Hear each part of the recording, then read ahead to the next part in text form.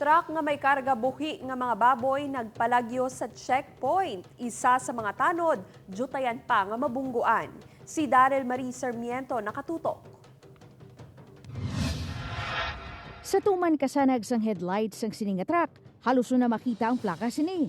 Ang truck ginapahayag nga may karga nga baboy kaginlutsan ng ASF Border Control Checkpoint. Kagin-plug down ni siya dito sa border control naton sa Dawis, nagdiretso ni sa ang kanter. And then nag-agi pagit siya sa barangay Inagdangan. And then nag-proceed lang siya diri sa nag-agi sa Rizal Road. Natabo ang insidente alas 6 Biyernes sang gabi sa barangay Inagdangan Norte, Zaraga. Attempt sang akon niya, tanod niya paparaan. So galing kay dasig ang dalaga niya. Daw may siguro basi kon may kamalamalahan niya gamay. Oh. Why gid sa magbahar. Pagsaysay sang nakatuka sa checkpoint, daw mangbunggo patawo samtang nagpalagyo.